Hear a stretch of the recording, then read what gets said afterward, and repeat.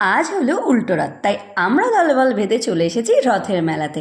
আমাদের রানাঘাটে দু জায়গায় মেলা হয়, একটা হচ্ছে হ্যাপি ক্লাব মাঠে আর একটা হচ্ছে শাস্তোন্নতি মাঠে। যেহেতু হ্যাপি ক্লাব মাঠটা কাছে হয় তাই আমরা প্রত্যেক বছর এই মেলাতেই আসি। মেলায় প্রবেশ করতে না করতে আমরা প্রথমে ভিডিও ছবি তুলে নিলাম। ফটো ও ভিডিও তোলার পর আমরা হামলে পড়লাম ফুচকার দোকানে। যদিও সবাই ফুচকা খায়নি, ফুচকা খাওয়ার পর জানতে পারলাম 10 টাকায় মাত্র 4টে ফুচকা। 30 টাকার ফুচকা খাওয়ার পর কথাটা ঠিক হজম হচ্ছিল না। তারপর সবার মিলে এক জায়গায় বসলাম, বসে আরও খাওয়া দাওয়া করলাম।